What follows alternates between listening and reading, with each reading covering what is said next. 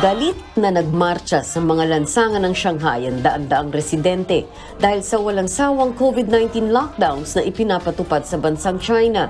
Sigaw nila, magbitaw na sa pwesto ang kanilang Pangulong si Xi Jinping kung hindi ito hahanap ng ibang paraan para pigilan ang pagkalat ng COVID.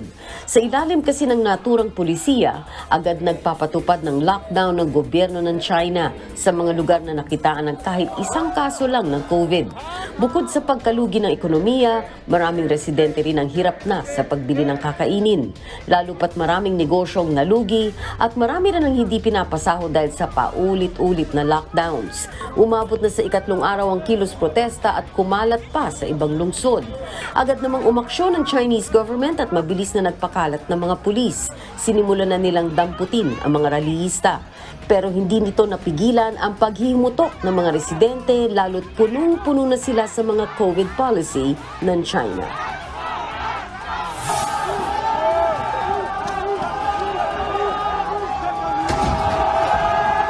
Mga wasak at nasusunog na sasakyan, mga sinira at niloobang tindahan. Ganyan ang naging eksena sa lungsod ng Brussels sa Belgium nitong weekend.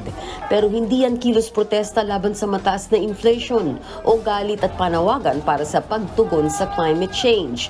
Ang pinaghihimutok ng mga rallyista, ang pagkatalo ng bansang Belgium matapos ang upset win ng Morocco sa group stage ng 2022 FIFA World Cup sa Qatar.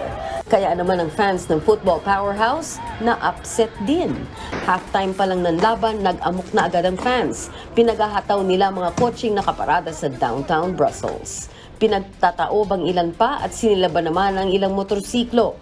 Sa laki ng gulo, napasugod ang mga pulis. Aabot sa 100 riot police ang pinakalat sa mga lansangan. Bukod sa mga batuta, binombahan din ng tubig at hinagisan pa ng tear gas ang mga nag-amok. Mabilis namang nagpulasan ng mga tao at iniwan ang kaliwat kanang pinsala sa ari-arian. Napatakbo sa platform ng subway station na yan ang isang pulis sa New York City sa Amerika. Isang lalaki kasi ang nahulog sa riles habang may paparating na tren. Dali-daling tumalon sa riles ang pulis at kasamang kanyang kabaro ay mabilis nilang binuhat ang lalaki. Mabuti na lang at agad na akyat ng mga pulis ang lalaki sa platform. Ilang segundo lang kasi ang nakalipas ay pumasok na sa istasyon ang tren. Nagbabalita mula sa Frontline, Cherry Baile, News 5.